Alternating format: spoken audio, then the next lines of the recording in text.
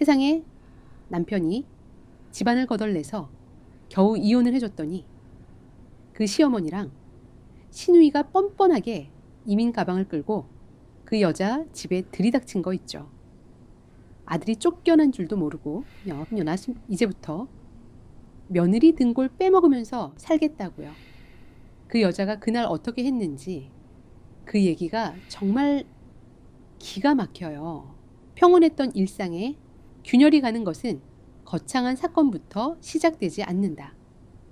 아주 작고 사소한 이물감, 그것을 무심코 넘긴 대가는 언제나 가혹하게 돌아온다. 수지는 세탁기를 돌리기 전 도연의 겨울 코트 주머니를 확인하다가 빳빳하게 접힌 종이 영수증 하나를 발견했다.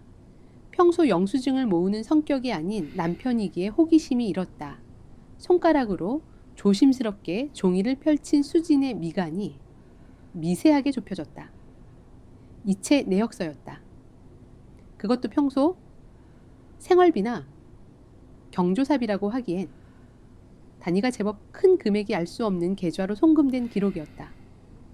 샤워를 마치고 머리를 닦으며 욕실에서 걸어 나온 도현은 수진의 손에 들린 종이를 보자마자 흠칫 어깨를 굳혔다.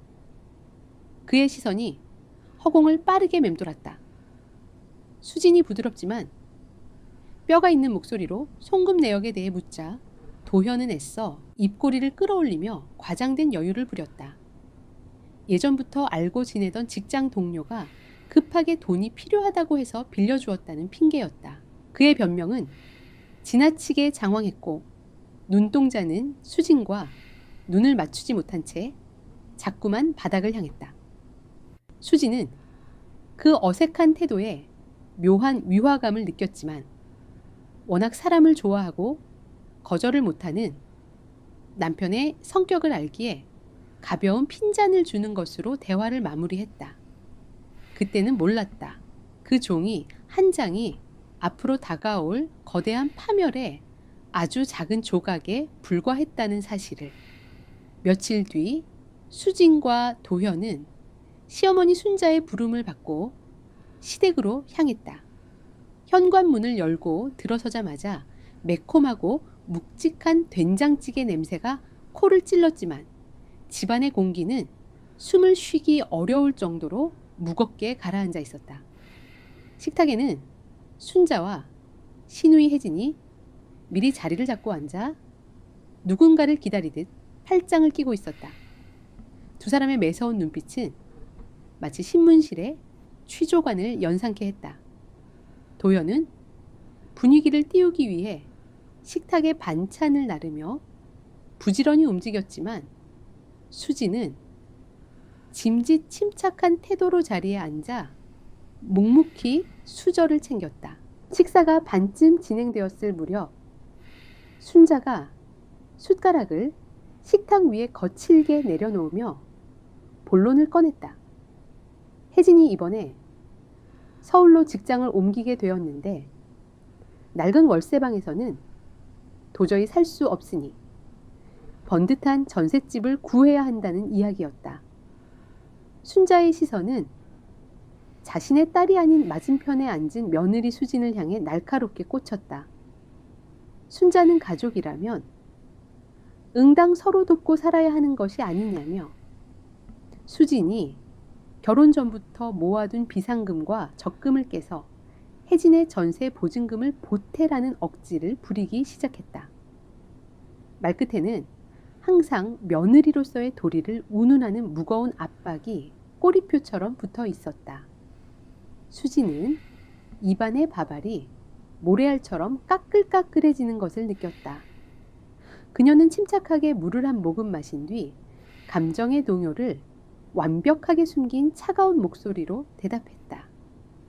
가족이라도 돈 문제는 철저하게 선을 그어야 하며 자신들의 미래를 위해 모아둔 돈을 시누이의 집을 구하는 데 내어줄 수는 없다고 단호하게 거절했다. 수진의 말이 끝나기가 무섭게 혜진이 눈을 치켜뜨며 불만을 토해냈다. 오빠가 버는 돈도 결국 자신들의 가족 돈인데 새언니가 왜 이리 유난을 떠냐는 식의 비아냥거림이었다. 분노가 차오른 순자는 언성을 높이며 며느리를 향해 삿대질을 하기 시작했다. 남편을 하늘처럼 모시지는 못할 망정 시어머니의 부탁을 칼같이 자르는 독한 며느리라며 모욕적인 언사를 서슴지 않았다. 식탁 위의 공기는 당장이라도 얼어붙을 듯 차가워졌다. 수지는 굴욕감을 삼키며 옆에 앉은 도현을 바라보았다. 남편이라면 응당방패막이가 되어 아내를 보호해야 마땅했다. 그러나 도현은 고개를 푹 숙인 채 젓가락만 매지작거리며 비겁한 침묵을 지켰다. 어머니의 화를 누그러뜨리려는 듯 비굴한 미소를 지으며 나중에 다시 이야기하자고 상황을 무마하려는 도현의 모습은 수진에게 깊은 실망감을 안겨주었다. 수진은 더 이상 이 모욕적인 자리에 앉아 있을 이유를 찾지 못하고 자리에서 일어나 먼저 코트를 챙겨 입었다. 뒤에서 순자의 호통치는 소리가 들려왔지만 수진은 단 한 번도 뒤돌아보지 않고 현관문을 나섰다. 집으로 돌아온 그날 밤 수진과 도현 사이에는 짙은 침묵만이 흘렀다. 도현은 눈치를 보며 수진의 기분을 풀어주려 어설픈 위로의 말을 건넸지만 수진은 대답 대신 피곤하다며 먼저 침실로 들어가 불을 껐다.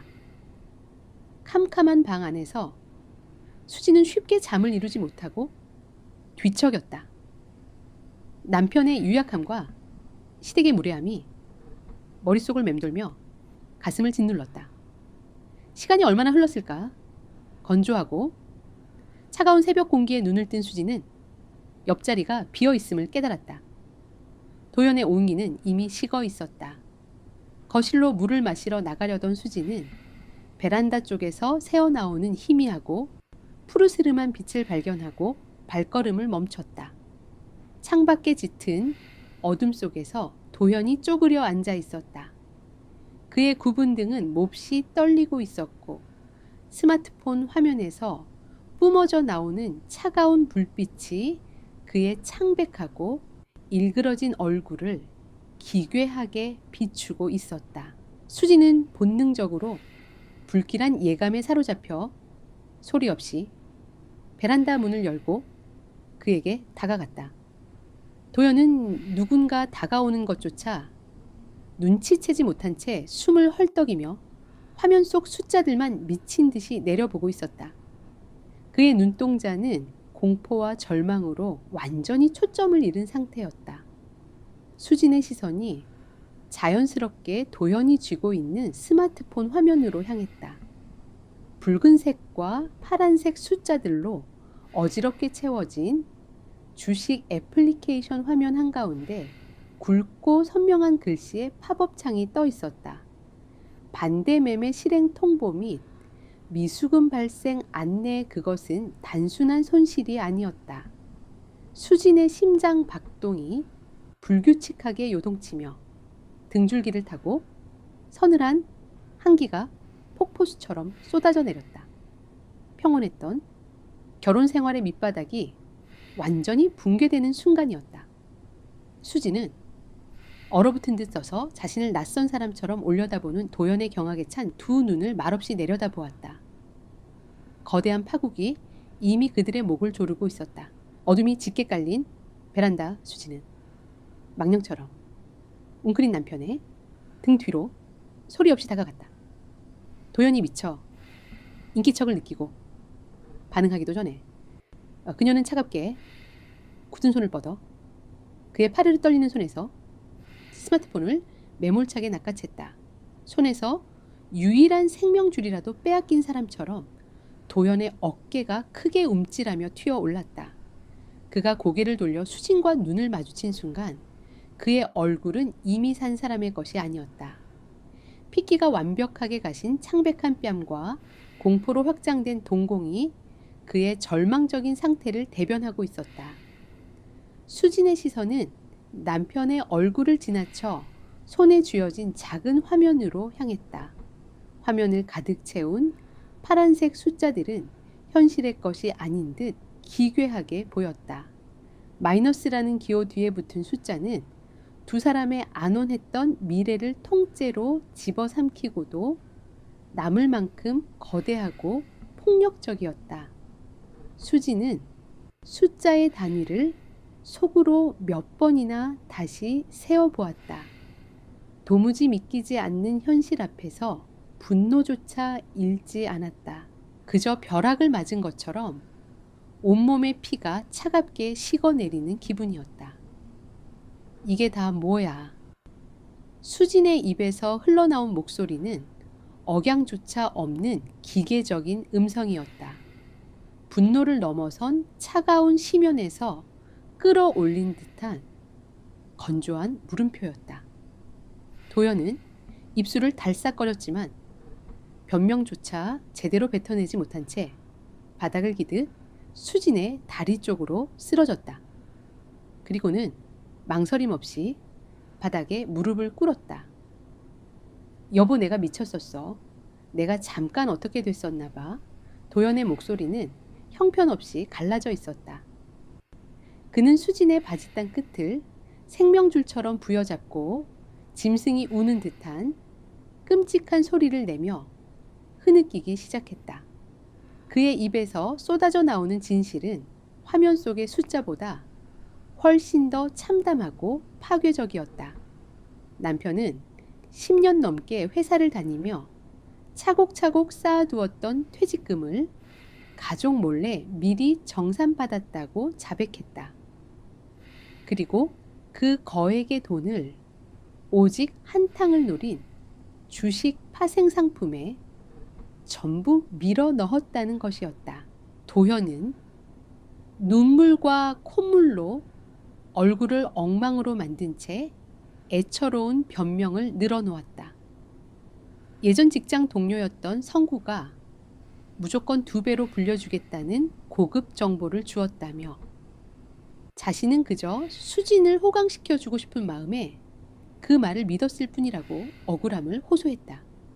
성우라는 작자가 수익률을 조작한 가짜 계좌 내역을 보여주며 끈질기게 유혹했고 자신도 철저하게 속은 피해자라는 것이 도현의 주장이었다. 수지는 다리에 매달린 도현을 징그러운 벌레를 보듯 참담한 시선으로 내려다보았다. 돈을 모두 날렸다는 사실보다 수진을 끔찍하게 만드는 것은 남편의 기만이었다. 며칠 전 알 수 없는 이체 내역을 들켰을 때 도현이 지었던 그 능청스러운 미소가 떠올랐다. 직장 동료에게 돈을 빌려주었다며 사람 좋은 얼굴로 거짓말을 하던 남편의 민낯이 소름 끼치도록 역겨웠다. 그가 퇴근 후 다정하게 저녁을 차리고 안마를 해주며 가정적인 남편 행세를 하던 그 모든 순간들이 사실은 자신의 엄청난 죄악을 덮기 위한 위선적인 연극이었다는 사실에 수지는 구역질이 밀려왔다. 나를 위해서라고 포장하지 마. 수지는 매달리는 도현의 손을 차갑게 쳐내며 뒤로 한 걸음 물러섰다. 손길을 거부당한 도현은 허공에 손을 저으며 더욱 비참한 얼굴로 바닥에 엎드렸다. 당신이 원한 건 그저 땀 흘리지 않고 얻는 요행이었어. 시어머니가 당신 여동생 전세금 내놓으라고 윽박지를 때 당신은 내 뒤에 숨어서 비겁하게 침묵했지. 그러면서 뒤로는 나를 완벽하게 기만하고 우리 가정을 담보로 도박을 한 거야. 당신의 그 얄팍한 허영심과 무능함을 내 핑계로 덮으려 하지 마. 수진의 단호하고 예리한 질책은 도현의 폐부를 깊숙이 찔렀다. 도현은 더 이상 변명할 말을 찾지 못하고 바닥에 이마를 짓지으며 제발 한 번만 용서해달라고 애원했다. 자신이 평생 노예처럼 일해서라도 그 돈을 전부 복구하겠다며 이혼만은 막아달라고 처절하게 매달렸다. 한때 다정하고 믿음직하다고 생각했던 남편의 껍데기가 벗겨지고 나약하고 탐욕스러운 밑바닥이 적나라하게 드러나는 순간이었다. 수지는 끓어오르는 배신감과 모멸감을 참아내며 가쁜 숨을 몰아쉬었다. 평생을 함께하기로 맹세했던 남자가 이토록 비열한 사기극의 주연이자 피해자라는 사실을 그녀의 이성은 쉽게 받아들이지 못하고 있었다. 적막하고 서늘한 거실에는 도현이 바닥을 치며 흐느끼는 숨소리만이 무겁게 가라앉아 있었다. 수진이 이 끔찍한 연극에 마침표를 찍고 가장 냉혹한 결정을 입 밖으로 꺼내려는 찰나였다. 거실의 공기를 예리하게 찢어발기는 날카로운 초인종 소리가 영업 후 울려 퍼졌다. 수진과 도현은 동시에 움직임을 멈추고 현관 쪽을 향해 고개를 돌렸다. 벽시계의 바늘은 늦은 새벽을 가리키고 있었다. 이 비정상적인 시간에 찾아올 사람은 세상 어디에도 없어야 마땅했다. 숨 막히는 정적 속에서 다시 한번 문을 거칠게 두드리는 소리가 폭력적으로 이어졌다. 거실 벽면에 부착된 인터폰 화면이 환하게 켜지며 어두운 복도에 서 있는 방문객의 얼굴을 비추었다. 화면 속에는 분노와 도끼로 일그러진 시어머니 순자의 얼굴이 화면을 가득 채우고 있었다. 저녁 식사 자리에서 며느리에게 당한 수모를 잊지 못한 순자가 기어코 며느리의 기강을 박살내고 숨겨둔 돈을 찾아내겠다며 늦은 밤 택시를 타고 들이닥친 것이었다.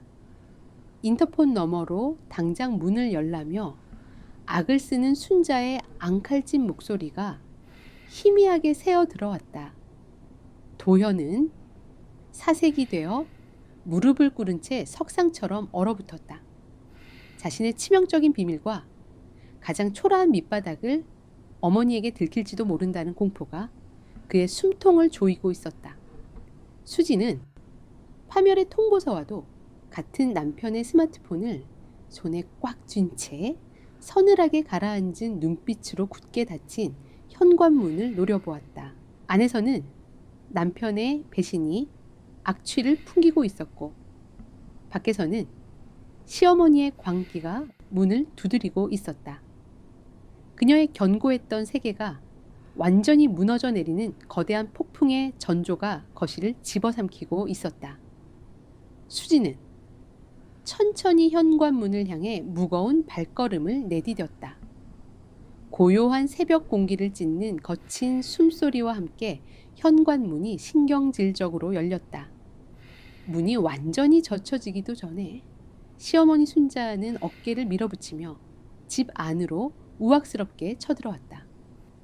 순자의 얼굴은 저녁 식탁에서 며느리 수진에게 당한 수모를 갚아주겠다는 도끼로 가득 차 있었다. 그녀는 신발을 벗는 둥 마는 둥 거실 한가운데로 거침없이 돌진했다. 이 독한 기집애 시어미가 말하는데 어디서 버르장머리 없이 자리를 박차고 일어나 네가 우리 도현이 등골을 빼먹으면서 아주 상전 노릇을 하려고 작정을 했구나. 순자의 날카로운 목소리가 텅 빈 거실을 쩌렁쩌렁 울렸다.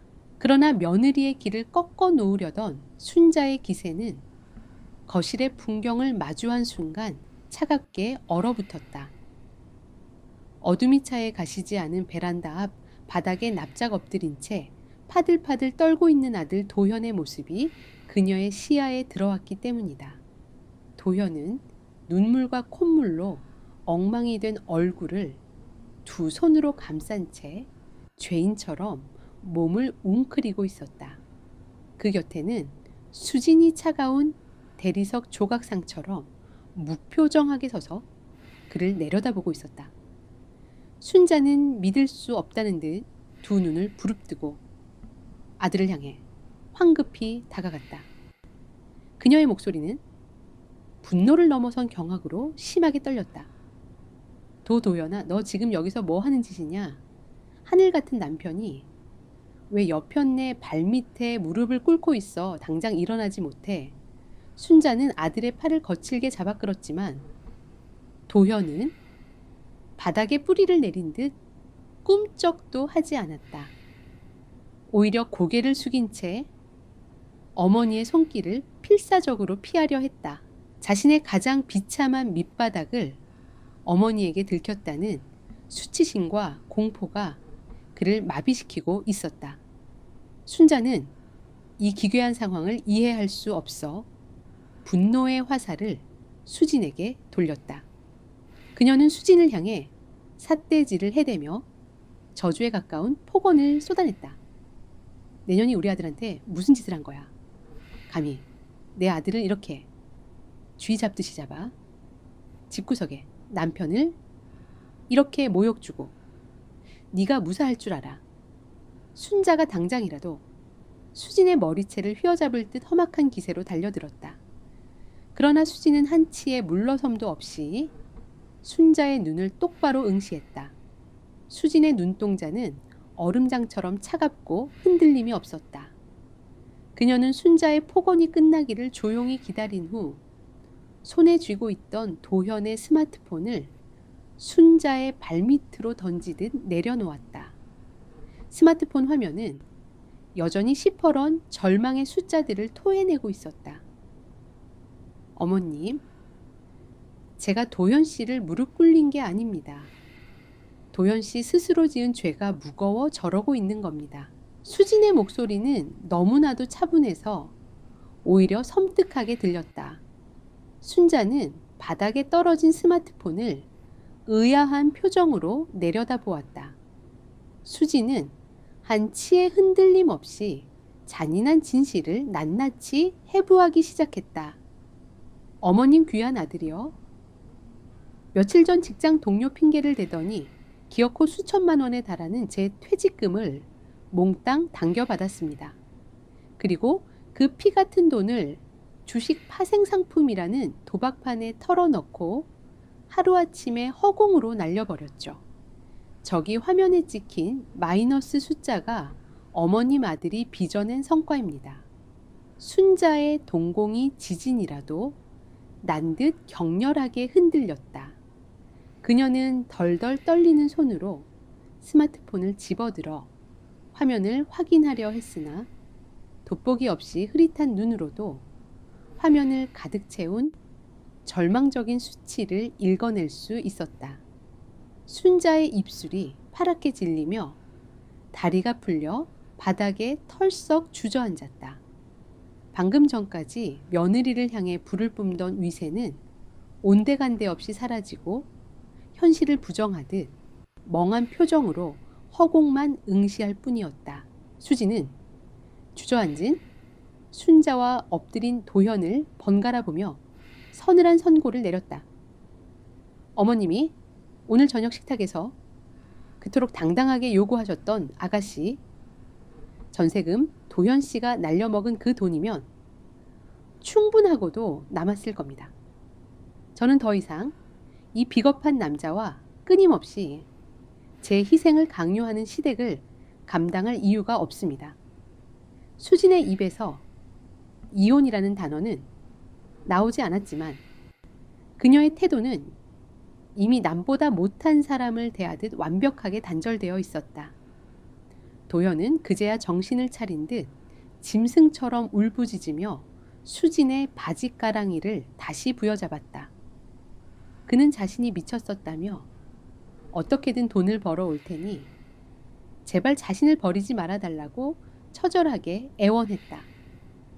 평생의 동반자라 믿었던 남자의 꼴사나운 눈물 앞에서 수진의 마음속에 남아있던 마지막 온기마저 차갑게 식어버렸다. 수진은 도현의 손을 차갑게 뿌리치며 마지막 통첩을 날렸다. 다시는 내 뒤에 숨지 마. 당신 스스로 저지른 일, 당신이 뼈 빠지게 일해서 갚아. 그리고 앞으로 내 허락 없이 당신 월급에서 단돈 10원이라도 주식 계좌로 흘러가거나 시댁에 들어가는 날엔 그 즉시 이혼 도장 찍고 빈몸으로 쫓겨날 줄 알아. 수진의 선언은 명백한 최후 통첩이자 가혹한 형벌이었다. 도연은 고개를 미친 듯이 끄덕이며 평생 엎드려 살겠다고 맹세했다. 순자는 아들의 비참한 몰골에 충격을 받아 입을 다문 채 도망치듯 수진의 집을 빠져나갔다. 그날 이후 도현은 철저하게 수진의 통제 아래 놓였다. 그는 퇴근 후 곧장 집으로 돌아와 밀린 집안일을 군말 없이 해냈고 주말이면 수진의 눈치를 살피며 집안을 쓸고 닦았다. 수진이 묻지 않아도 자신의 지출 내역을 보고하며 마치 속죄하는 죄인처럼 굴었다. 주식이나 시댁이라는 단어는 두 사람 사이에서 완전한 금기어가 되었다. 수진은 도현의 헌신적인 태도에 차갑게 굳었던 마음이 아주 조금씩 누그러지는 것을 느꼈다. 잃어버린 돈은 속이 쓰리지만 평생 벌받는 심정으로 살겠다는 남편의 맹세를 한 번쯤은 믿어보고 싶었다. 그것이 수진의 치명적인 오산이었다.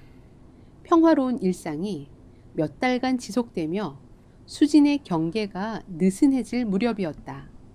도현은 퇴근길 인적 드문 골목에서 스마트폰 화면을 멍하니 들여다보고 있었다. 그의 굳은 표정 위로 진동이 울렸다. 발신자 표시 제한으로 걸려온 전화였다. 도현은 흠칫 놀라 주위를 두리번거리다 조심스럽게 통화 버튼을 눌렀다.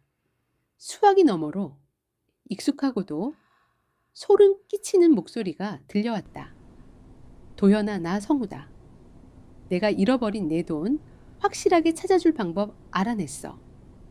자취를 감췄던 직장 동료 성우 글을 파멸의 늪으로 밀어넣었던 악마의 속삭임이 다시금 도현의 귓가를 파고들었다. 도현의 동공이 미세하게 떨리기 시작했다.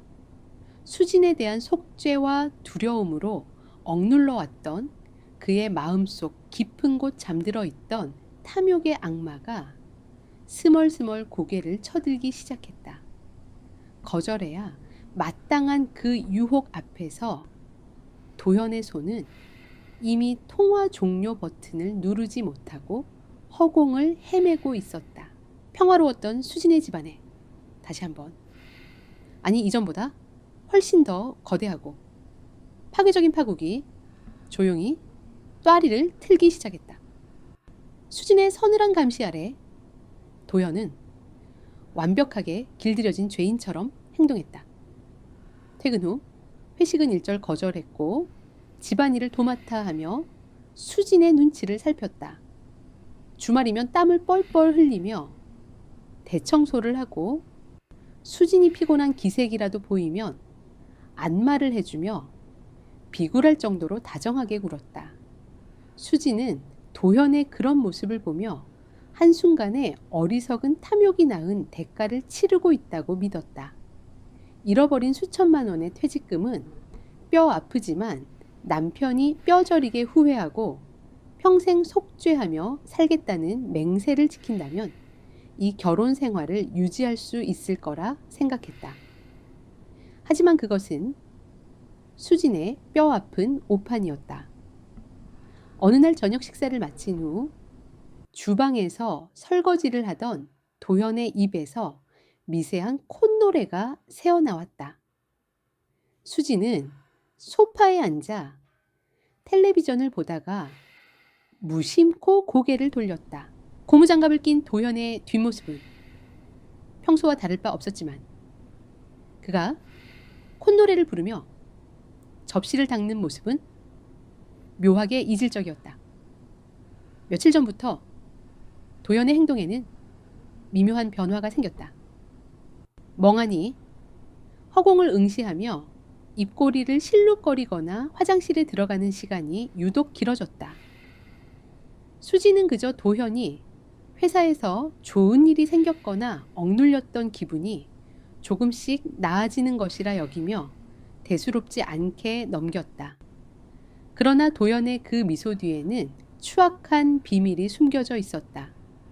며칠 전 걸려 온 성우의 전화는 도연의 얄팍한 인내심을 단숨에 무너뜨렸다. 성우는 자신이 잠적했던 이유를 구구절절 설명하며 지난번 투자 실패는 어쩔 수 없는 시장 상황 때문이었지만 이번에는 확실한 내부 정보를 입수했다고 유혹했다.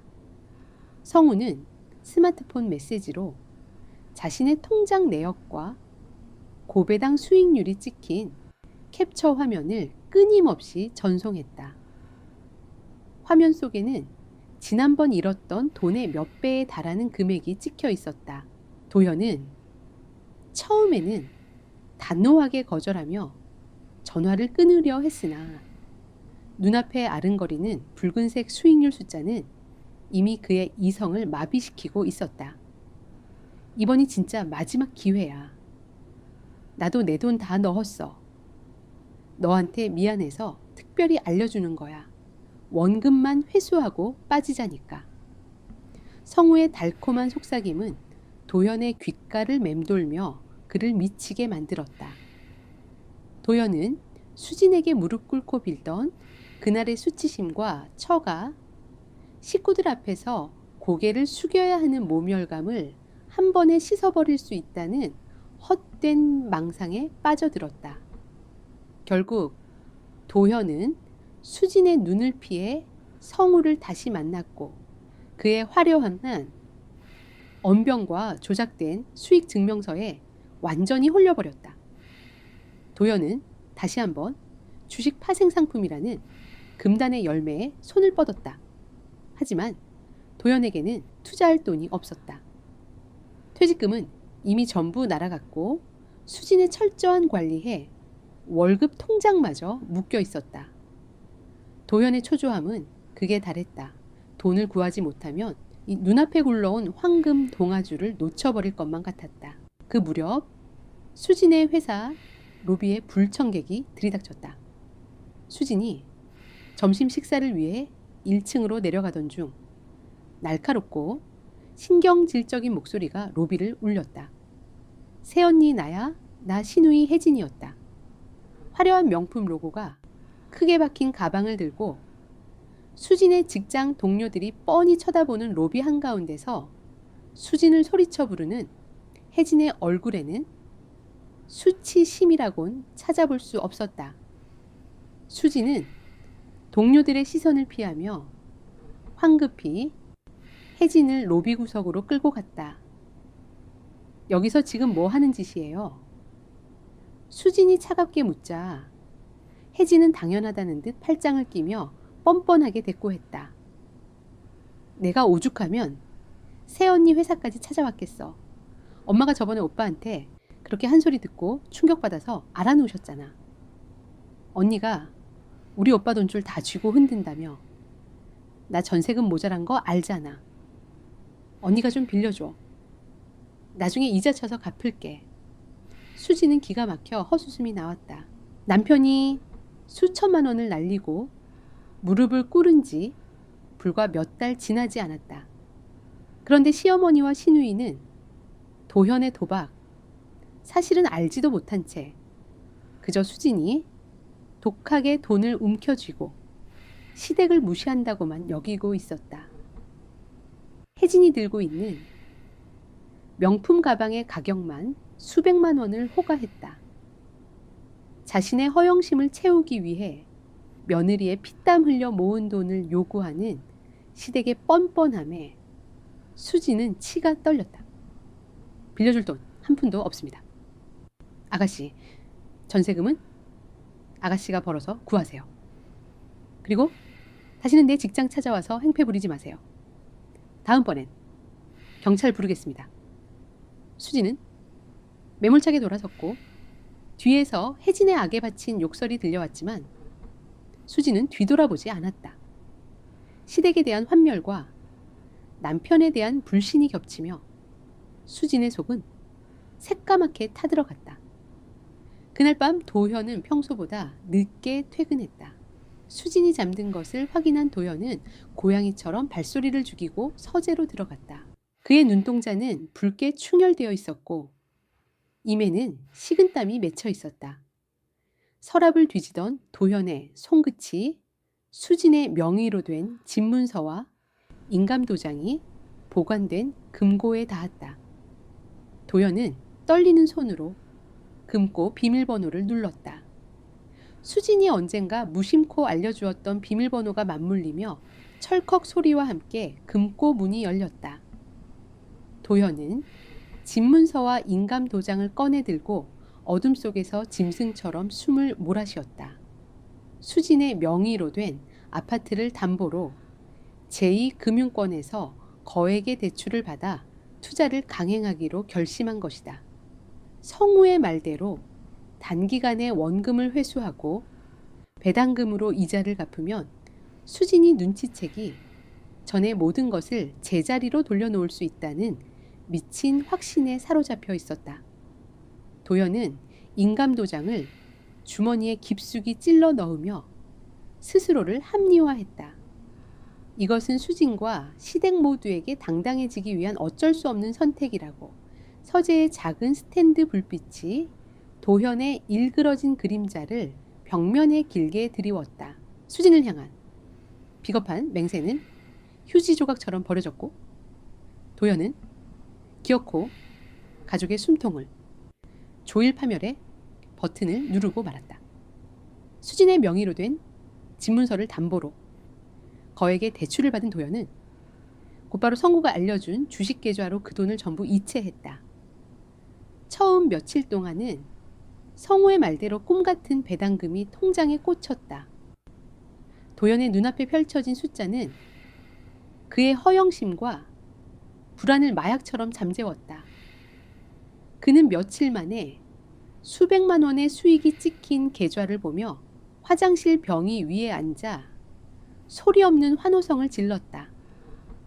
이대로라면 잃어버린 퇴직금은 물론이고 시댁의 무리한 요구를 단숨에 들어주며 수진 앞에서도 당당한 가장으로 부활할 수 있다는 거대한 착각에 빠져들었다. 하지만 그 환각은 일주일을 넘기지 못했다. 배당금이 들어오는 주기는 점점 길어지더니 이내 뚝 끊겨버렸다. 불안해진 도현이 선구에게 전화를 걸었을 때 수화기 너머에서는 익숙하고도 소름 끼치는 기계 음만이 반복적으로 흘러나왔다. 전원이 꺼져 있어 소리샘으로 연결됩니다. 도현의 심장이 미친 듯이 펌프질을 시작했다. 떨리는 손으로 투자 애플리케이션에 접속한 도현은 화면에 찍힌 숫자를 보고 짐승 같은 단말말을 삼켜야만 했다. 수진의 집을 담보로 빌린 억 단위의 원금이 폭락 장세 속에서 휴지 조각이 되어 녹아내리고 있었다. 그날 이후 도현은 산송장이나 다름없는 몰골로 집안을 배회하기 시작했다. 수진은 퇴근 후 집에 돌아올 때마다 공기가 묘하게 탁해진 것을 느꼈다. 도현은 예전처럼 살갑게 수진을 맞이하지 못하고 허공을 응시하거나 밥을 먹다가도 숟가락을 놓친 채 심하게 손을 떨었다. 밤마다 잠을 이루지 못하고 거실을 서성이며 스마트폰 화면에 코를 박고 있는 도현의 모습은 벼랑 끝에 몰린 짐승 그 자체였다.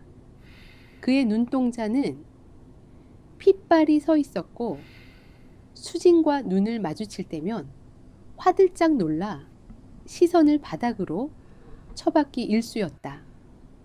수진은 도현의 비정상적인 태도에 불길한 예감이 스멀스멀 피어오르는 것을 막을 수 없었다. 주식으로 퇴직금을 날렸을 때와 정확히 일치하는 패턴이었다. 수진은 도현에게 무슨 일이 있냐고 채근했지만 도현은 회사 업무 스트레스라며 식은땀을 흘리며 변명할 뿐이었다.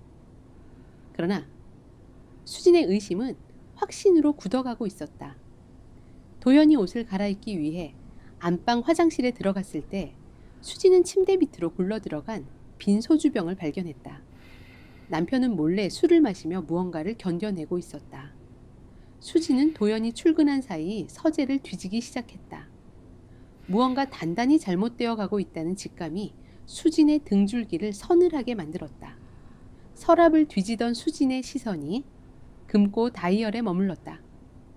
그녀는 떨리는 손으로 비밀번호를 누르고 문을 열었다. 그리고 그 안을 확인한 순간 수진은 그 자리에 주저앉을 뻔했다. 집문서와 인감도장이 감쪽같이 사라져 있었다. 머릿속이 하얗게 비워진 수진은 덜덜 떨리는 손으로 자신의 은행 계좌를 조회했다. 수진의 명의로 된 계좌에는 거액의 대출 기록이 선명하게 찍혀 있었다. 도연이 수진의 집을 담보로 수억 원을 대출받았다는 사실이 화면 위에 끔찍하게 증명되어 있었다. 수진은 숨을 제대로 쉴 수조차 없었다. 남편이 자신을 완벽하게 기만하고 심지어 범죄나 다름없는 방법으로 집을 담보로 잡혔다는 사실에 수진은 치솟는 구역질을 참아야만 했다. 도연은 자신에게 무릎을 꿇고 맹세했던 입으로 수진의 마지막 안전망마저 찢어발긴 것이다. 분노로 온몸이 마비될 지경이었지만 수진은 차갑게 이성을 다잡았다. 그녀는 울지 않았다. 남편의 두 번째 배신은 눈물조차 메마르게 할 만큼 잔혹하고 완벽했다. 수진은 소파에 앉아 핏기 없는 얼굴로 현관문을 응시했다. 남편이 돌아오면 이 지옥 같은 연극을 가장 끔찍한 방식으로 끝내리라 결심했다.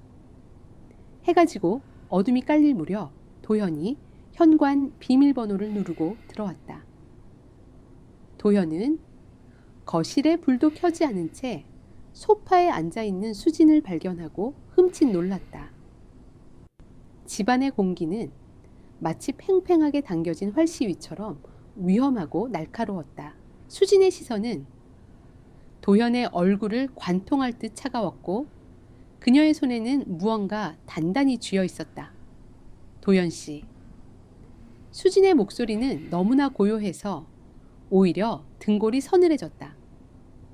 도연이 마른 침을 삼키며 조심스럽게 다가오는 순간 수진은 손에 쥐고 있던 종이 다발을 도연의 얼굴을 향해 거칠게 집어던졌다. 종이들은 찰싹 소리를 내며 도연의 뺨을 스치고 바닥으로 흩어졌다. 그것은 수진이 오후 내내 프린터로 출력해둔 대출 약정서 사본과 텅 비어버린 금고에서 찍은 사진들이었다. 바닥에 흩어진 종이 다발을 내려다본 도현의 무릎이 그대로 꺾여버렸다. 그는 다시 한번 수진의 발밑에 엎드렸다. 하지만 이번에는 동정심조차 구걸할 수 없는 가장 추악하고 완벽한 패배였다. 도현의 입에서는 짐승 같은 울음소리만이 터져 나왔고 수진은 서리빨 같은 눈빛으로 남편의 정수리를 내려다보고 있었다.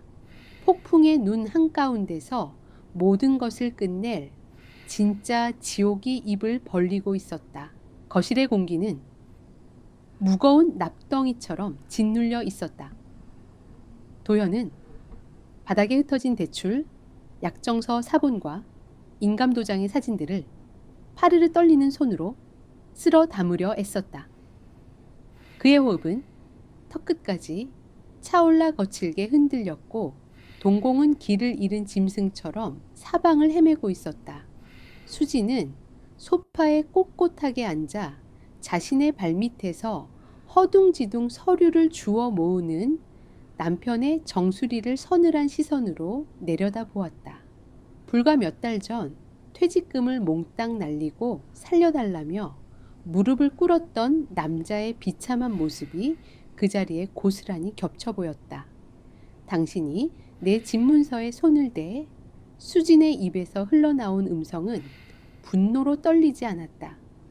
오히려 감정이 완벽하게 거세된 칼날처럼 차갑고 건조한 목소리였다. 도현은 흠칫 어깨를 굳히더니 천천히 고개를 들어 올렸다. 그의 핏발선 눈동자는 들통났다는 공포와 함께 구석에 몰린 쥐가 고양이를 물기 직전에 기괴한 도끼가 서려 있었다. 여보, 내 말 좀 들어봐. 성구가 이번에는 진짜 확실하다고 했어. 이자만 조금 감당하면 원금의 2배는 거뜬히 벌 수 있다고 내가 당신 호강시켜 주려고. 도현의 변명은 끝을 맺지 못했다. 수진이 자리에서 일어나 테이블 위에 있던 나머지 서류 뭉치를 도현의 얼굴을 향해 강하게 흩뿌렸기 때문이다. 공중으로 흩날리는 종이들이 도현의 뺨과 어깨를 때리며 바닥으로 어지럽게 쏟아져 내렸다. 그 순간 극도의 초조함과 수치심에 이성을 잃은 도현이 이나 바닥을 딛고 거칠게 일어섰다. 그는 수진이 손에 쥐고 있던 자신의 스마트폰마저 빼앗으려 짐승처럼 돌진했다. 거구의 남자가 뿜어내는 완력에 밀려 수진은 중심을 잃고 뒤로 크게 밀려났다. 그녀의 허리가 거실 유리 테이블 모서리에 강하게 부딪혔고 몸이 바닥으로 내동댕이 쳐졌다. 척추를 타고 날카로운 고통이 전기에 감전된 듯 번져나갔지만 수지는 신음조차 흘리지 않았다. 그녀는 입술을 꽉 깨물고 고통을 삼켜내며 바닥을 짚고 천천히 몸을 일으켰다. 아내를 밀쳐 넘어뜨렸다는 사실에 도현은 잠시 당황한 듯 허공에 손을 멈췄다. 그러나 반성이나 사과의 기색은 없었다. 그는 거친 숨을 몰아쉬며 자신의 스마트폰 화면에 뜬 절망적인 마이너스 수익률만 강박적으로 확인하고 있었다. 수지는 흐트러진 머리를 쓸어 넘기며 테이블 위로 손을 뻗었다. 거기에는 그녀가 퇴근 직후 마시다 만차가운 얼음물이 담긴 유리잔이 놓여 있었다. 수지는 잔을 집어들고 한치의 망설임 없이 도현의 얼굴을 향해 매몰차게 물을 끼얹었다. 얼음장 같은 물이 도현의 얼굴을 정통으로 강타했다. 차가운 액체가 그의 머리칼을 적시고 충혈된 2 눈과 턱선을 따라 바닥으로 무겁게 떨어져 내렸다. 예기치 못한 물벼락을 맞은 도현은 숨을 헉 들이마시며 뒤로 주춤 물러섰다. 예전 같았으면 이쯤에서 다시 무릎을 꿇고 엎드려 빌었을 남자였다. 그러나 2번의 실패와 거액의 빚, 그리고 무엇보다 자신의 무능함이 완벽하게 까발려졌다는 모멸감은 도현의 내면에 숨겨져 있던 가장 추악한 본성을 끌어올렸다.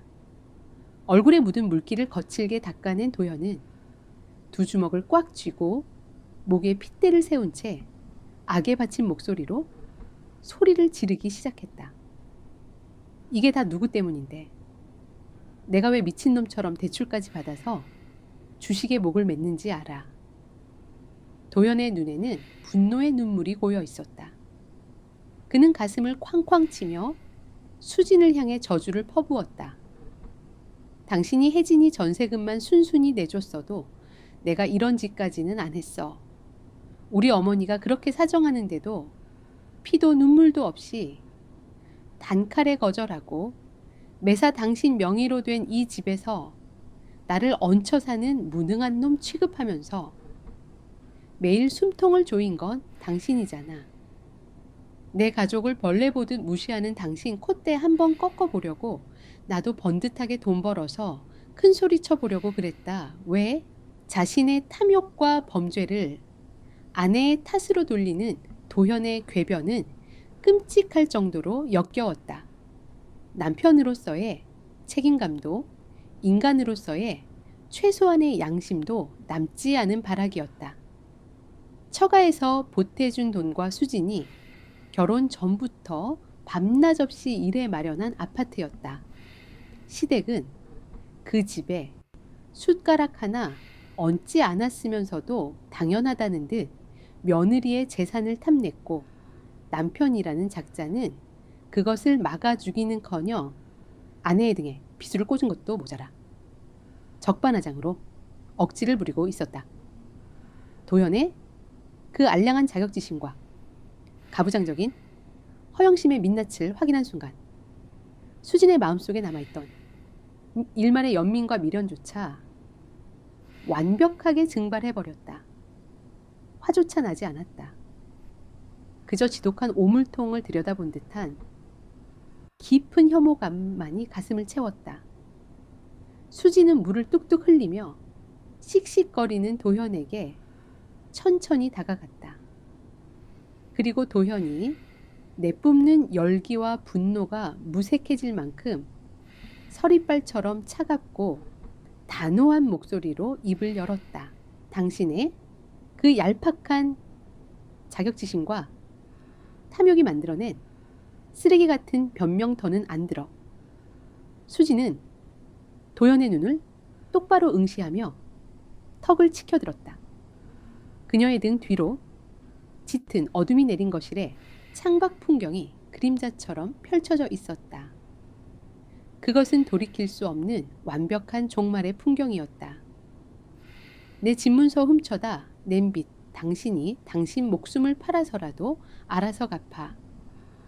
그리고 날 밟기 전에 당신 짐 다 싸서 내 집에서 나가. 도현의 눈동자가 흔들렸다. 그가 무언가 반박하려 입을 때려는 찰나 수진이 쇠기를 박듯 마지막 선고를 내렸다. 우리는 끝났어. 이혼해. 절대 번복되지 않을 단단하고 묵직한 마침표였다. 수지는 미련 없이 뒤돌아 안방으로 걸음을 옮겼다. 굳게 닫히는 안방 문 밖으로 다리에 힘이 풀려 바닥에 무너져 내리는 도현의 절망적인 숨소리만이 처참하게 거실을 맴돌고 있었다. 안방 문이 육중하게 닫히고 밖에서는 도현의 울부짖음이 거실을 가득 채웠다. 밤이 깊어지도록 도현은 문을 쾅쾅 두드리며 사죄와 변명을 번갈아 토해냈지만 수지는 귀를 막은 채 침대에 우두커니 앉아 있었다. 그녀의 눈동자는 어둠 속에서도 형형하게 빛났다. 두 번의 배신 집문서에 손을 댄 범죄, 그리고 끝까지 자신의 탐욕을 아내의 탓으로 돌리던 남편의 역겨운 민낯.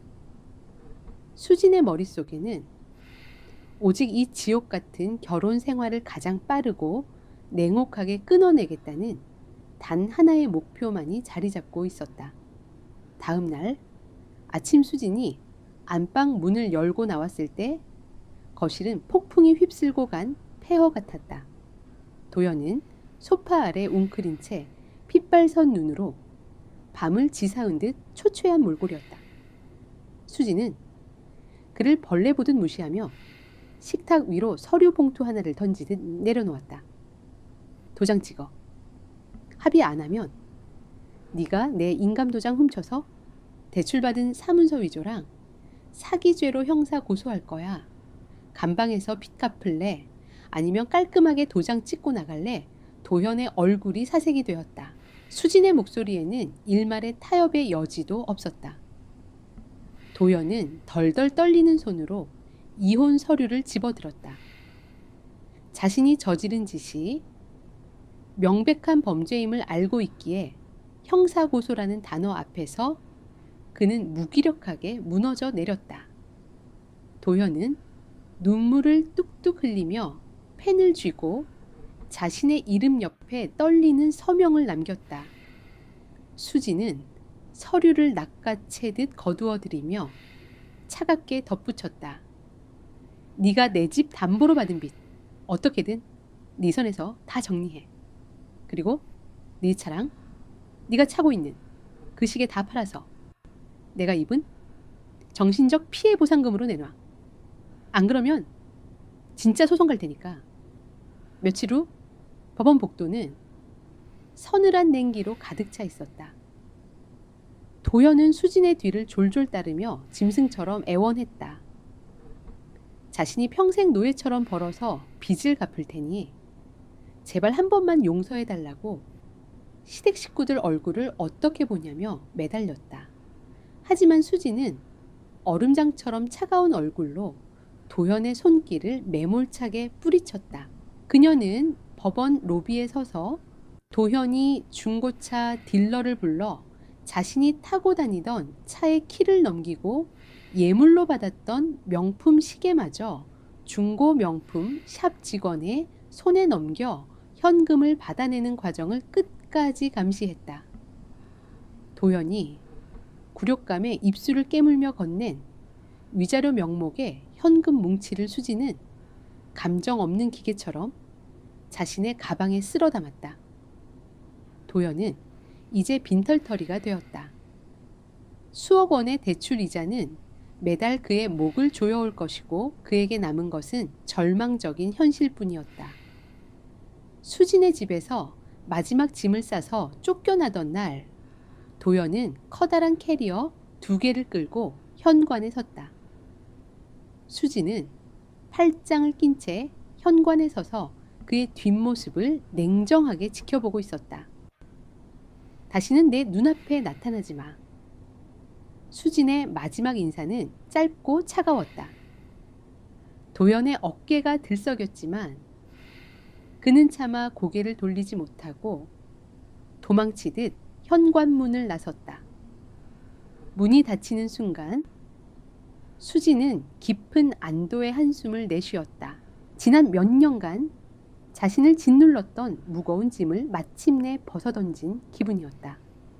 텅 빈 집안은 생각보다 고요했다. 수진은 도현의 흔적이 남은 물건들을 모조리 쓰레기 봉투에 쳐넣고 집안의 공기를 환기시켰다. 이 끔찍한 기억이 벤집도 곧 처분하고 친정 근처로 이사할 계획이었다. 마음이 후련하면서도 한편으로는 젊은 날의 시간과 감정을 허비했다는 허탈감이 밀려오기도 했다. 하지만 수지는 흔들리지 않기 위해 스스로를 다독였다. 끊어내지 못한 상처는 골마 터져 자신을 죽일 뿐이라는 것을 뼈저리게 배웠기 때문이다. 이삿짐 센터에 전화를 걸어 이사 날짜를 조율하고 짐 정리를 거의 마무리해가던 어느 주말 오후였다. 거실 바닥에 앉아 짐을 분류하던 수지는 정막을 깨는 요란한 초인종 소리에 고개를 들었다. 택배 기사라고 하기엔 초인종을 누르는 간격이 지나치게 짧고 폭력적이었다. 이어서 현관문을 부술듯이 쾅쾅 두드리는 소리가 거실을 울렸다. 수지는 미간을 찌푸리며 자리에서 일어났다. 인터폰 화면을 켠 수진의 눈이 커다랗게 떠졌다. 어두운 복도 화면을 가득 채운 불쾌한 얼굴들은 다름 아닌 시어머니, 순자와 시누이 혜진이었다. 그들의 등 뒤로는 커다란 이민 가방과 캐리어 3개가 위협적으로 버티고 있었다.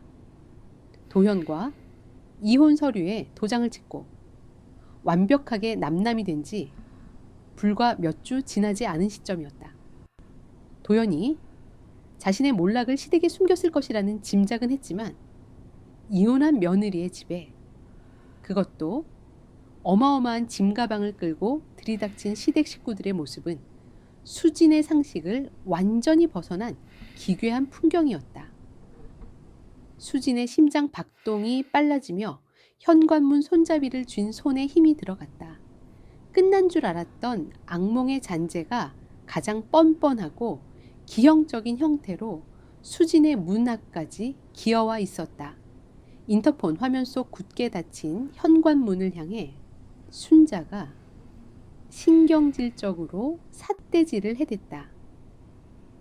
이 기집애가 안에 있는 거 뻔히 아는데 왜 문을 안 열어? 야 수진아. 당장 문 못 열어. 수진은 기가 막혀 헛웃음을 흘렸다. 도현과 서류 정리를 끝내고 남남이 된 지 벌써 몇 주가 지났건만 이 오만한 시어머니와 시누이는 상황 파악은커녕 여전히 이 집에 상전 노릇을 하려 들고 있었다. 수지는 짐을 정리하던 손을 털고 일어나 현관으로 향했다. 문손잡이를 잡고 차갑게 심호흡을 한 뒤 거칠게 문을 열어젖혔다. 문이 열리자마자 순자는 수진을 어깨로 툭 밀치며 집 안으로 막무가내로 쳐들어왔다. 뒤이어 혜진이 제 몸집만한 거대한 이민 가방 2개와 캐리어를 낑낑대며 끌고 들어왔다. 인사 한마디 없이 당연하다는 듯 남의 집 현관을 점령한 두 사람의 태도는 뻔뻔함을 넘어 기괴하기까지 했다. 어머님, 지금 이게 무슨 짓입니까? 연락도 없이 남의 집에 짐가방은 왜 끌고 오신 거죠? 수진의 서늘한 목소리에 신발을 벗던 순자가 고개를 획 돌리며 눈을 부릅떴다. 남의 집이라니. 내 아들 도연이 집인데 시어미가 오는 게 무슨 허락이 필요해. 그리고 이것 좀 냉큼 받아서 방으로 들이지 않고 뭘 빤히 서 있어. 며느리라는 게 뻣뻣하게 서서 시어미 짐 하나 안 거들어주고 아주 상전이 따로 없네. 순자는 현관 바닥에 내팽개쳐진 캐리어를 수진의 발치로 툭 걷어찼다. 수진은 굴러온 캐리어를 피하지 않고 그 자리에 꼿꼿이 서서 순자를 차갑게 내려다보았다. 순자의 억지스러운 태도에 어이가 없었지만 이 상황이 어떻게 돌아가는 것인지 짐작이 가기 시작했다. 도현은 자신이 수억 원의 빚을 지고 이혼당해 쫓겨났다는 사실을 가족들에게 철저히 숨긴 것이 분명했다. 그 짐이 뭔지 묻고 있잖아요. 수진이 물러서지 않고 다시 묻자 순자는 기가 차다는 듯 코웃음을 쳤다. 뭐긴 뭐야. 우리 혜진이 짐이지 저번에 말했잖니. 혜진이 직장 서울로 옮겼는데 그깟 전세금 좀 보태달라는 거 네가 독하게 거절해서 방도 못 구했다. 그래서 어쩌겠어. 피부티인 오빠 집에 얹혀 사는 수밖에. 너희 집 남는 방 하나 있잖아. 거기서 당분간 지낼 거니까 그런 줄 알아. 순자의 말이 끝나기가 무섭게 혜진이 하이힐을 벗어던지고 거실 한가운데로 걸어 들어갔다. 그녀는 이삿짐 박스로 어수선한 거실을 둘러보더니 인상을 찌푸리며 소파에 털썩 주저앉았다. 어유 새언니는 집안 꼴을 왜 이렇게 해놨어? 우리 오빠 퇴근하고 오면 쉴 공간도 없겠네. 아, 나 배고파 죽겠어. 언니 밥 좀 차려봐. 나 오늘부터 여기서 살 거니까 생활비 같은 건 언니가 알아서 내는 걸로 해. 오빠 돈이 내 돈이니까. 혜진은 소파에 비스듬히 기대어 스마트폰을 꺼내들며 뻔뻔하게 명령을 내렸다. 수진의 집을 자신들의 소유물로 여기는 시댁 식구들의 오만함은 상상을 초월했다. 자신이 피땀 흘려 마련한 아파트에 남편이라는 작자가 대출 사기까지 쳐가며 날려먹은 집이라는 사실은 꿈에도 모른 채 그들은 여전히 수진의 등골을 빼먹을 궁리만 하고 있었다. 분노가 치밀어 오르는 대신 수진의 입술 사이로 서늘하고 메마른 실소가 터져나왔다. 하하하하. 침묵을 깨는 수진의 웃음소리에 순자와 혜진의 시선이 동시에 수진에게 꽂혔다. 미친 여자처럼 웃는 수진의 모습에 순자는 기분이 상한 듯 얼굴을 일그러뜨렸다. 너 지금 시어미 앞에서 실성했니? 뭐가 웃겨서 실실 때 당장 짐부터 방으로 들이고 밥부터 차려내와. 순자의 호통에도 수지는 웃음을 멈추지 않았다. 그녀는 거실 테이블에 놓여있던 자동차 키를 집어들고 천천히 순자와 혜진을 향해 다가갔다. 수진의 눈빛은 웃고 있었지만 그 안에 담긴 온도는 영하로 얼어붙어 있었다. 어머님, 제가 밥을 차려드릴 이유는 없고요. 혜진 아가씨, 짐을 이 집에 풀 일은 더더욱 없습니다. 뭐라고 이 기집애가 끝까지 말대꾸를 순자가 당장이라도 수진의 머리채를 잡을 듯 손을 치켜들었지만 수진은 눈도 깜빡이지 않고 순자의 말을 끊어냈다. 도현씨, 집에 짐을 푸셔야죠. 피부티인 오빠랑 같이 살아야 한다면서요. 아들이 어디서 지내는지도 모르시고 무작정 제 집에 쳐들어오시면 어떡합니까? 혜진 아가씨, 캐리어 다시 챙기세요. 제가 특별히 그 귀한 오빠가 계신 새 집까지 친히 모셔다 드릴 테니까. 수진의 단호하고 기묘한 태도에 순자와 혜진은 서로의 얼굴을 멍하니 쳐다보았다. 도연이 다른 곳으로 이사라도 갔다는 뜻인지 갈피를 잡지 못하는 표정이었다. 혜진은 찜찜한 표정으로 엉덩이를 털고 일어났고 순자는 수진의 뻔뻔함에 기가 막히다는 듯 혀를 찼다. 이게 어디서 수작이야. 멀쩡한 자기 집 놔두고 도현이가 어딜 간단 말이야. 가보시면 압니다. 아들 집 구경도 시켜드릴 겸 제가 모셔다 드린다고 할 때 군말 말고 따라 나서시죠. 10초 드립니다. 당장 그 짐가방들 들고 제 집에서 안 나가면 무단 침입으로 경찰 부르겠습니다. 수지는 현관문을 활짝 열어젖히며 서리빨 같은 경고를 날렸다. 단호하고 살벌한 수진의 기세에 눌린 순자와 혜진은 구시렁거리면서도 불이 나게 이민 가방과 캐리어를 끌고 현관 밖으로 쫓겨나듯 밀려나왔다. 수지는 짐을 챙겨 자동차 트렁크에 우겨넣고 운전석에 올라탔다. 뒷좌석에 앉은 순자와 혜진은 계속해서 투덜거렸지만 수지는 백미러로 그들의 꼴사나운 모습을 확인하며 입꼬리를 차갑게 말아 올렸다. 수진의 고급 세단이 도심을 매끄럽게 빠져나와 점점 좁고 어두운 변두리 골목으로 접어들기 시작했다. 도로가 덜컹거릴 때마다 뒷좌석의 순자와 혜진의 표정에는 불안감과 의구심이 짙게 배어났다. 수지는 내비게이션의 목적지를 향해 거침없이 엑셀을 밟았다. 거만하게 며느리 집을 점령하려 했던 불청객들에게 아들의 진짜 현실이 얼마나 시궁창인지 두 눈으로 똑똑히 확인시켜줄 완벽한 복수의 무대가 준비되어 있었다.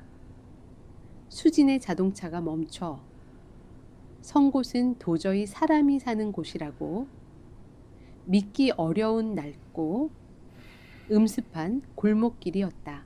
한낮인데도 햇빛이 제대로 들지 않는 좁은 길 양옆으로는 쓰레기 더미가 악취를 풍기고 있었고 회색 건물들은 당장이라도 무너져 내릴 듯 위태로워 보였다.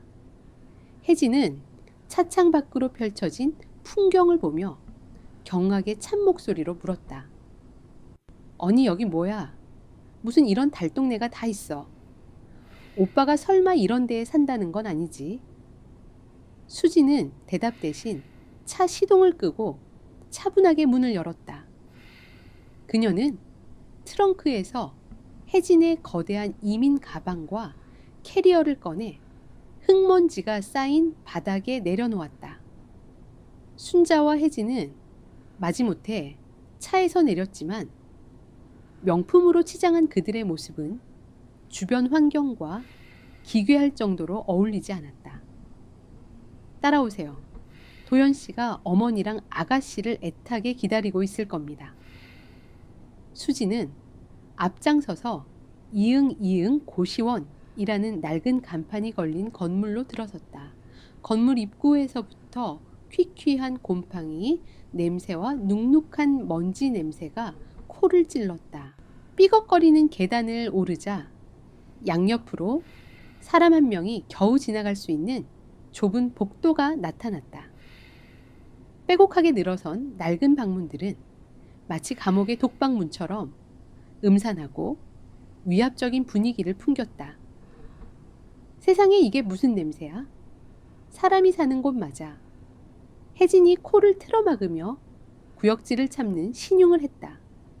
순자 역시 믿을 수 없다는 표정으로 수진의 등을 쏘아보았다. 수진은 멈추지 않고 복도 끝 가장 구석진 방문 앞에 섰다. 그리고는 마치 남의 집 문을 두드리듯 예의 바르게 문을 노크했다. 잠시 후 문이 삐걱거리며 안쪽으로 열렸다. 문틈으로 나타난 남자의 모습에 순자와 혜진은 그 자리에서 얼어붙었다. 면도도 하지 않아 거뭇거뭇하게 수염이 자란 얼굴, 며칠은 감지 않은 듯 기름지고 떡진 머리카락 핏발이 선 공허한 눈동자. 한때 멀끔했던 도현의 모습은 온데간데 없고 절망의 밑바닥까지 추락한 노숙자의 초라한 몰골만이 그 자리에 서 있었다. 그가 입고 있는 후줄근한 티셔츠에서는 시큼한 땀 냄새가 진동했다.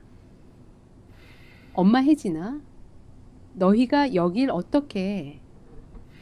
도현의 목소리는 갈라져 있었고 자신의 가족들을 마주했다는 충격과 공포에 동공이 미친 듯이 흔들렸다. 순자는 아들의 끔찍한 몰골을 보고 할 말을 잃은 채 입술만 파르르 떨었다. 혜진이 들고 있던 명품 가방이 손에서 힘없이 미끄러져 바닥에 더러운 무릉덩이 위로 철퍼덕 소리를 내며 떨어졌다.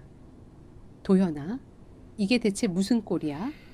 멀쩡한 내 집 놔두고 왜 이런 시궁창 같은 데서 이러고 있어? 정신을 차린 순자가 아들을 향해 미친 사람처럼 소리를 질렀다. 그녀는 당장이라도 수진의 멱살을 잡을 기세로 돌아서려 했다.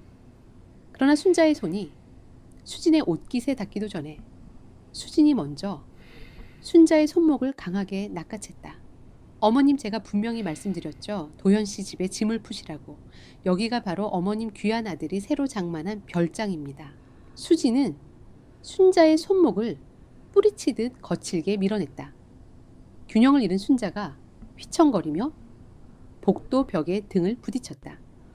분노로 이성을 잃은 순자는 수진의 뺨을 향해 손을 치켜들었다.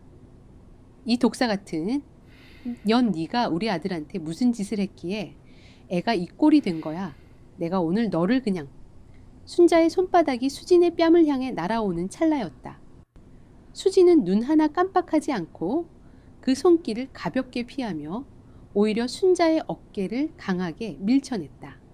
전혀 예상치 못한 반격에 순자는 복도 바닥에 볼썽사납게 나동그라졌다. 바닥에 주저앉은 순자는 충격과 굴욕감에 얼굴이 새빨갛게 달아올랐다. 이혼한 마당에 제가 더는 어머님 며느리가 아니라는 걸 아직도 모르시겠습니까?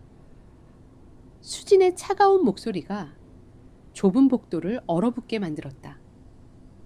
도현 씨가 퇴직금 날린 것도 모자라 제 이름으로 된 집문서까지 훔쳐서 억 단위로 대출받아 주식 도박에 탕진했습니다. 어머님 아들은 범죄자예요. 그 빚 갚느라 차 팔고 시계 팔고 빈털터리로 쫓겨나서 이 고시원 단칸방에 들어와 사는 겁니다. 수진은 가방에서 구겨진 이혼 서류 사본을 꺼내 바닥에 주저앉은 순자의 얼굴 위로 흩뿌렸다. 종이들이 눈처럼 흩날리며 순자의 머리 위로 어깨 위로 떨어져 내렸다. 저는 어머님 아들과 완벽하게 남남입니다. 그러니 앞으로 다시는 제 집에 찾아와 행패 부릴 생각 마세요.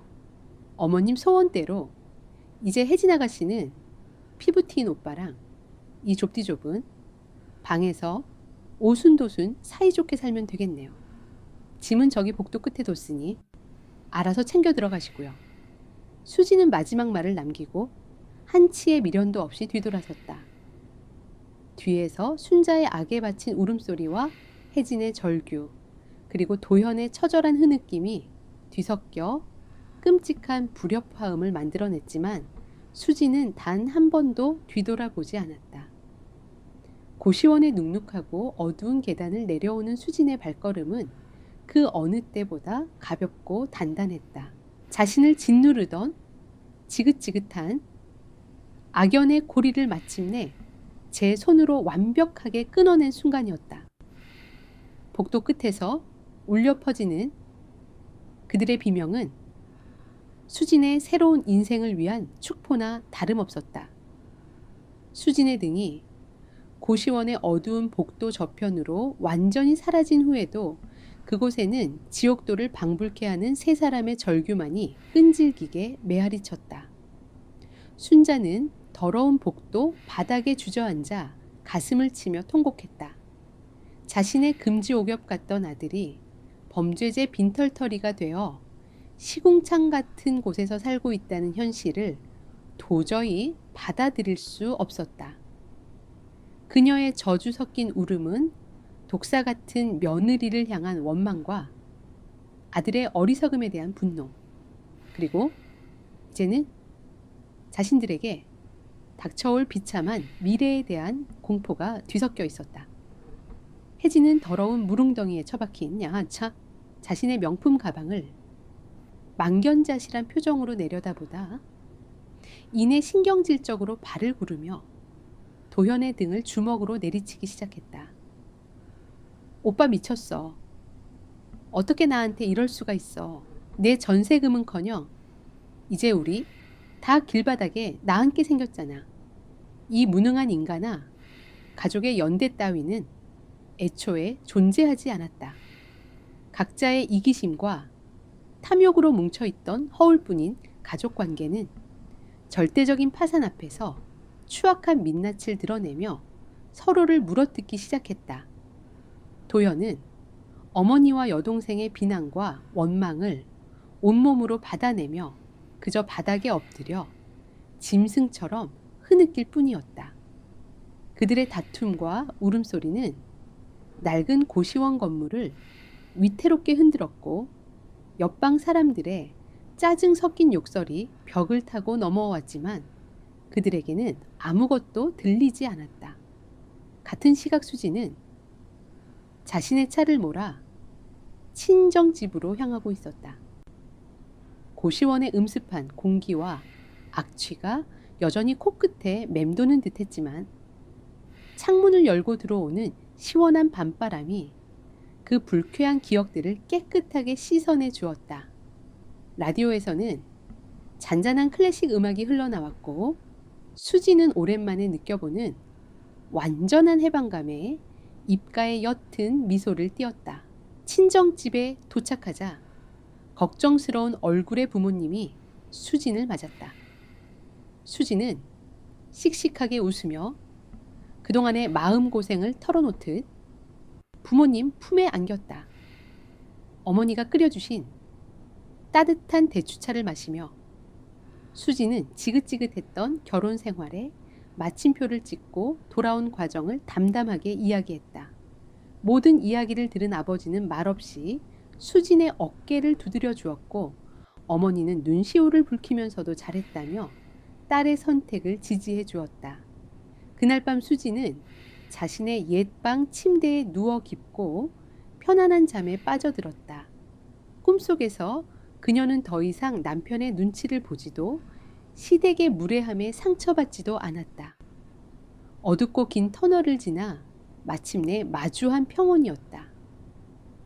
며칠 후 수지는 전 남편의 흔적이 가득했던 신혼집을 부동산에 내놓고 새 출발을 위한 준비를 시작했다. 그녀는 이 모든 과정을 겪으며 한 가지 진리를 뼈저리게 깨달았다. 사람은 누구나 한 번쯤 실수를 할 수 있다. 하지만 똑같은 잘못을 반복하고 심지어 그 잘못을 남의 탓으로 돌리는 것은 실수가 아니라 천성이라는 것을. 그리고 가족이라는 이름으로 무한한 희생과 이해를 강요하는 이들에게는 예의나 관용이 아닌 냉혹한 선긋기가 스스로를 지키는 유일한 방법이라는 것도 말이다. 전남편 도현과 그의 가족들은 아마도 그 좁은 고시원 방에서 서로를 탓하며 하루하루를 버티고 있을 것이다. 그들이 겪게 될 고통은 오롯이 그들 스스로의 탐욕과 이기심이 불러온 결과였다. 수지는 더 이상 그들의 삶에 연민을 느끼거나 관심을 두지 않기로 했다. 그것은 그녀의 몫이 아니었다. 이른 아침 새로 이사갈 동네를 둘러보기 위해 집을 나선 수지는 떠오르는 아침 해를 바라보았다. 밤새 도시를 뒤덮었던 짙은 안개가 걷히고 구름 한 점 없는 맑고 투명한 하늘이 펼쳐져 있었다. 그 풍경은 마치 수진의 새로운 인생을 축복해 주는 듯했다. 그녀는 깊게 숨을 들이마셨다. 상쾌한 새벽 공기가 폐부 깊숙이 스며들며 지난날의 상처와 아픔을 정화하는 듯했다. 이제 그녀의 앞에는 누구의 아내도 누구의 며느리도 아닌 오직 수진 자신만의 인생이 기다리고 있었다. 아픈 만큼 단단해진 그녀는 이제 그 어떤 시련이 닥쳐와도 흔들리지 않을 자신이 있었다. 그녀의 얼굴에 오랜만에 진심에서 우러나오는 평온하고 단단한 미소가 떠올랐다. 완벽한 끝이자 진정한 시작이었다.